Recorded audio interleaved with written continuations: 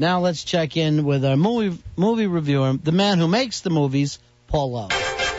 From the legendary Warner Fest Studios in a predominantly white neighborhood, Warner Fest presents Showtime with the Paul Lowe. Yeah, hello, Paul Lowe. Your life's a movie. Yeah, Paul Lowe, Your Life's a Movie. How you doing? Hi, Paul. Yeah, hi, Paul. Your Life's a Movie. All right, Paul Lowe, it begins again. The Batman film. What did you think of it? Okay, I've seen it twice, and each time Lucky. I went in, I've seen it twice, and I was really each time I was really trying to generate enthusiasm when I sat there. I was sitting up front row. I mean, I was really into it. And I'm telling you, it's really difficult for me to generate enthusiasm for that movie. It's all about Bruce Wayne, and the action scenes are a little bit blurry and short. It's hard to quite focus on what's happening. So you wouldn't even go so far to give this a must-see? No, I mean, it's a must-see. Of course it's a must-see. It's a Batman film. It's a big He's film. giving it a musty. For instance, you've got a lot of big-name stars, and I don't know if they made any impact. I mean, you got Morgan Freeman, Michael Caine. I like the other Alfred better. All right, so you're saying you like the Tim Burton Batman's better than this one? I would say, obviously, this movie went in the opposite direction of the Shoemaker films, which were all about neon colors and silliness and camp. This went to the super serious. And they went too far, in your opinion? I'm saying I could have had more fun.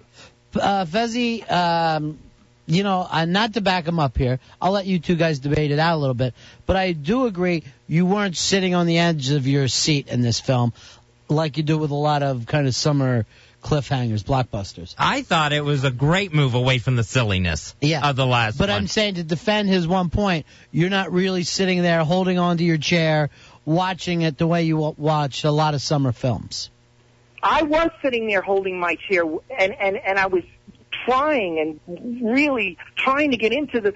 Well, I mean that you're holding in your chair in anticipation, and we've all been to those kind of summer roller coaster type films. Where it's just nonstop, yeah. It's about the inner journey of Bruce Wayne. It's a very slow film, no doubt about it. I mean, Bruce Wayne's character, so it's, Hulk, a lot of people complained about Hulk, that it was too intellectual even, and, they went into the inner journey of the Hulk. But I had more fun with that. You actually like the Hulk film more than Batman? Yeah, that's what I'm saying. Wow. So I think that was the story to tell, though, the story of Bruce Wayne and how he got to be Batman. I understand, and this is it is the story. It is Batman Begins, and the whole thing is that we got Christian Bale, and there's a lot of sides to Bruce Wayne. There's no question about that. Bruce Wayne is a really screwed up guy, and I would go so far as to say he's got multiple personalities, and that's what this movie is about more than anything else. I mean, the villains, so to speak, are almost negligible. I mean, the Scarecrow. Well, what they did was they wanted to make sure that these weren't cartoon-type villains this time. Exactly. It's very serious. So that you could base it in a little bit of reality. I understand. And look, the film is getting great reviews, but I think a lot of people who are coming to this are the critics who don't care about Batman in the first place. And yet the fanboys seem to say, yes, this is what we want to, a super serious film taking Batman seriously. But could we have a little more fun? I mean, am I wrong? Was this not as fun as it could have been?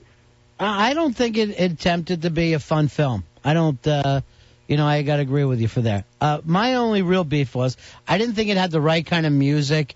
There was no kind of, music that built up to anything.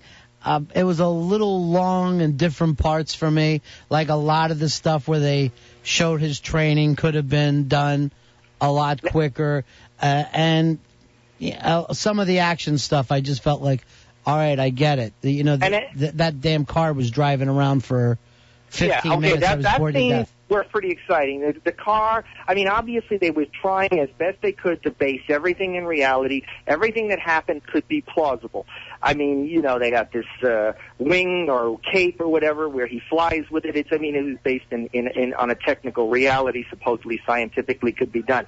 I mean, the same thing with the car. I mean, it's a tank. It's like a tank with a sports car kind of an attitude. I mean, it seems plausible. I don't know where you would have added your fun to this, Paul Lowe. I don't know what you're asking for. the first movie with the Joker, with the Jack Nicholson. Let's face it, Scarecrow, how much personality did he? He was a nerdy guy with glasses, and he gives people drugs. This is his whole power. I thought he was pretty good. I thought that that was a pretty good character.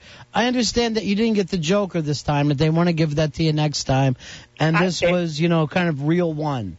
I understand, and they throw the Joker in. And frankly, I think of all of the supporting characters, the one that shows the most promise and seems the most interesting is Gary Oldman as as Lieutenant Gordon or Corporal Gordon or Captain Gordon, wherever the heck he is at this point of the game.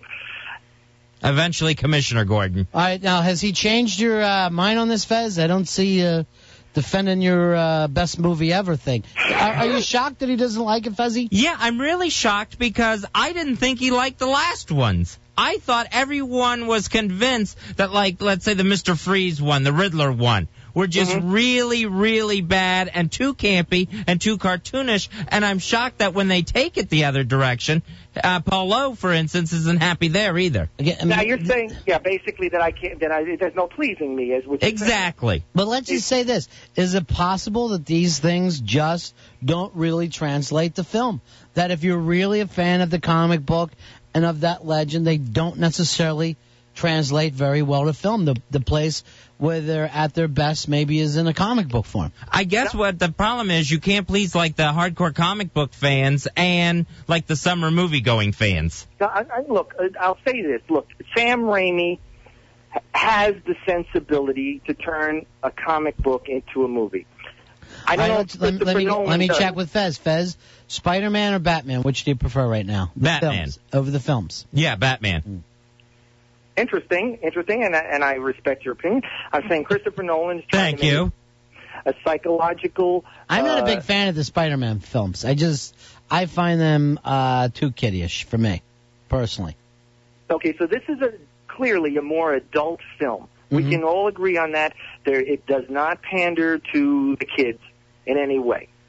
I mean, and there are moments not to the little kids. I think maybe, kids in their teens might get a kick out of it. I don't know, though. I don't know what they like. There's no bright colors, if that's what you're saying, Paulo. There is not one bright color. I can't think if there was a bright color in the whole movie. I think he had to get a blue flower at one point. Was there another color?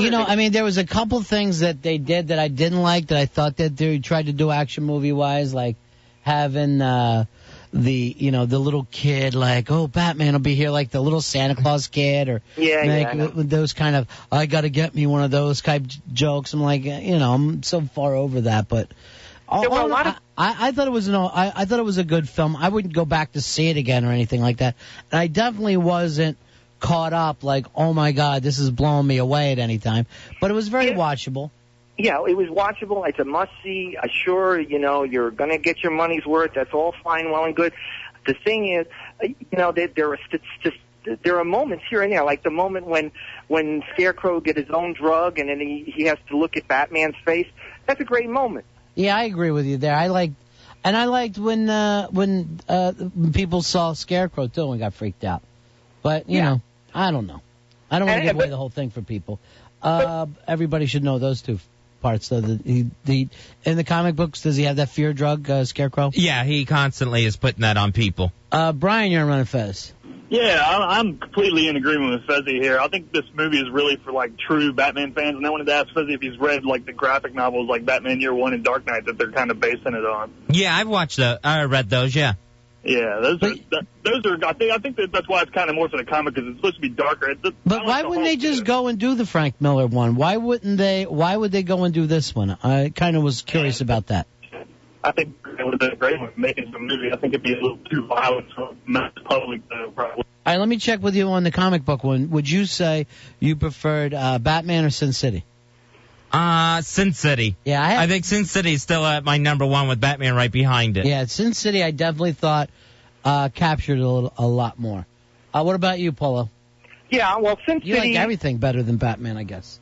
No, let's not. I mean, I'm just trying to convey the film is not everything it could be. You're just having an angry summer is what you're having. I'm not trying to be angry.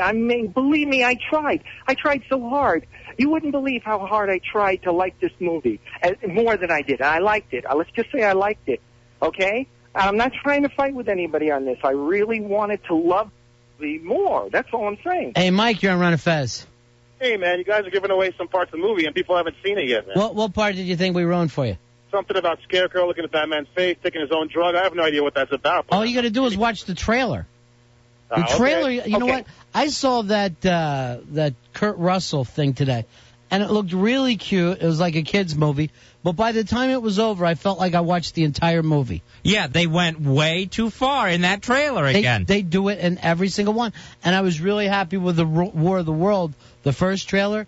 And now I've seen so much of that on TV that I don't even care if I go with the War of the Worlds. Even like walking through the theater, they give away too much on the War of the Worlds poster. I mean, how much are we supposed to not talk about the movie? I've already not mentioned that there's another villain in the film that we're trying to talk around to a certain extent. That one actually surprised me because I wasn't that familiar that he was the big villain from the past or whatever. Because he's never shown up in any of the other films or, you know. And I've read Batman, but not on the scale that Fezzi has. Right, he's a big comic book villain. He's not a villain that's, you know, ever made the leap, like, let's say, to the TV series or anything like that. I mean, so there are two villains in this film. And, I mean, you know, of course the Scarecrow is going to have a confrontation with Batman, and there's going to be some stuff happening. I mean, we can't not talk about anything in the movie. I mean, you know, you revealed that the Joker's going to get involved. I mean, I'm not saying that. Well, I mean, yeah, you do. Well, yeah, that's probably too far, but I did. But, I mean, I guess they're already planning on having other of these Batmans. Well, that was in the news last week. Polo, do you think this film's going to do well with the kids, or do you think it's going to draw a lot of people? I think it'll do well. I think it should do well, and I think it's, you know, it's the other big thing of the summer. I mean, Star Wars and Batman. There's not too much bigger you can go. You think it'll be the #2 film of the year? I don't remember if I said that originally. When I don't know either. But I believe it's possible. I think War of the Worlds will do more money. Yeah, I think I may have even said that too. But in any case, this should be a franchise. It's like I felt about the X-Men film to a certain extent. I'm glad that they're making them, even if they do a half, you know, a not too good job. I mean, the first X-Men movie was horrible in my opinion, but I was still glad they made it, and I'm still glad they made another one. I like that first X-Men movie.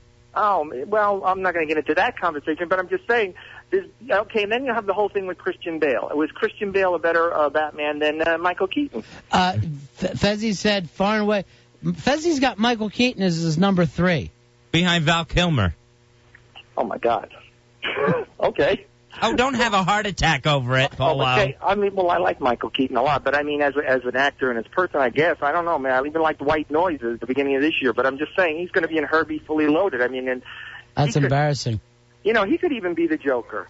What's coming out this weekend, Polo? Well, this is, I mean, as far as everything is concerned, this is it. You got Perfect Man with Heather Locklear, if you care, and Hilary Duff. It's not Bewitched weekend? No. Oh, I thought it was.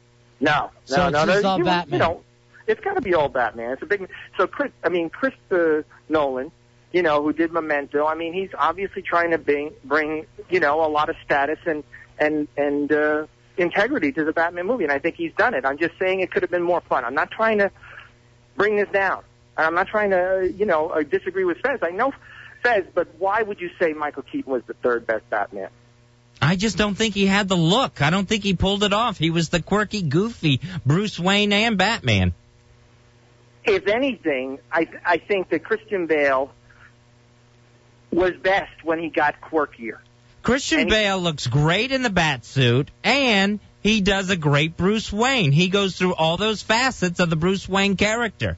And there are a lot of facets in this movie, the Bruce Wayne character, definitely. I'm just saying that it wasn't, you know, it was like you didn't know. I mean, I'm just saying, I thought Michael Keaton really was quirky, as you said, but a lot more fun. Well, I mean, you know, there's also an explanation of maybe Batman being the reason for the other kind of villains that I kind of dug. I thought that was a pretty cool thing, and a reason why you haven't run into those villains yet. You know what I'm saying? Like, Batman is almost the problem of why there's going to be more villains coming into Gotham, which I thought was a cool angle. He's creating them with his vigilantism.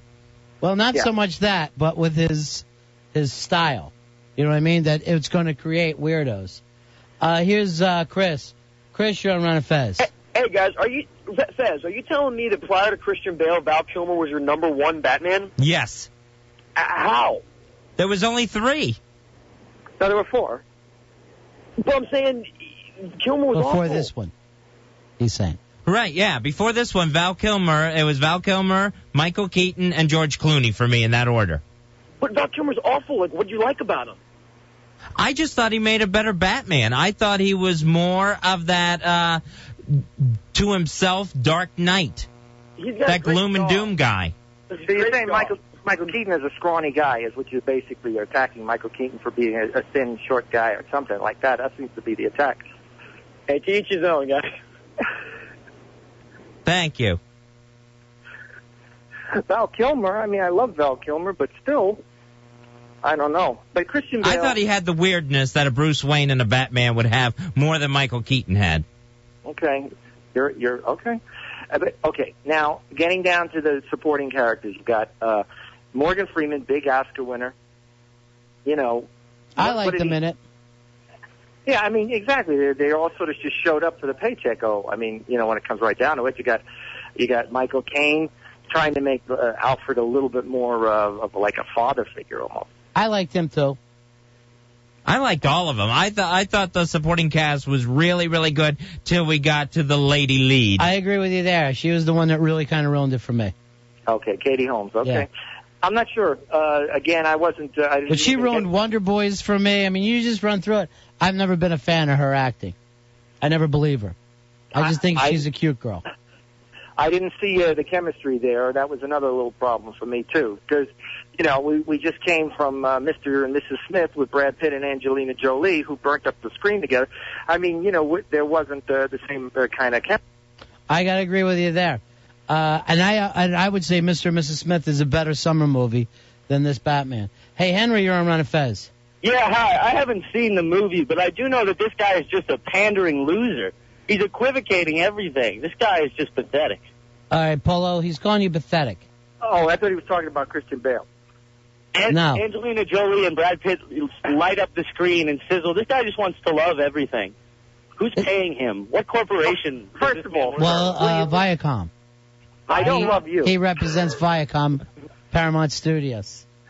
I'm equivocating because this is the kind of movie I'm getting here. I'm backing away from the film. I'm the one who's the problem here because I'm saying they're. Yeah, he's not giving it 2 thumbs up.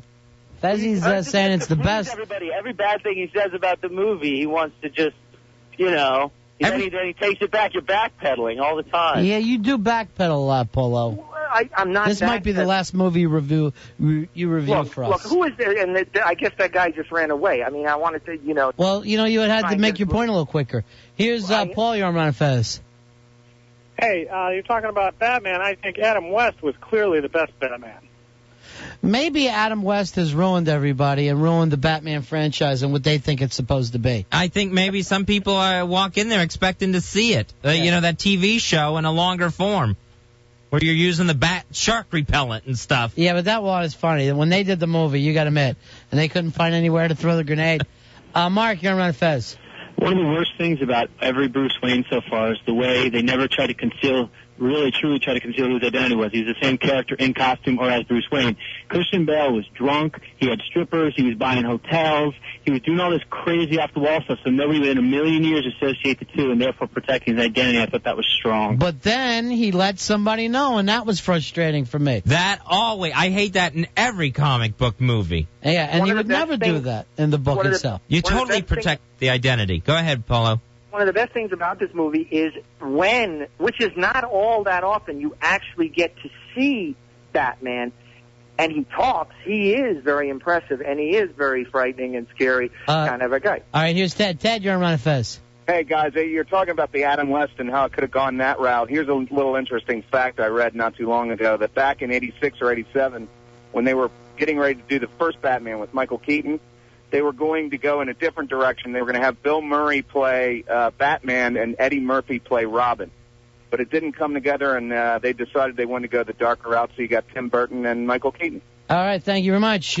Paulo didn't like the movie. Fez thought it was the greatest movie of all time. Perfect movie. Maybe they're both wrong.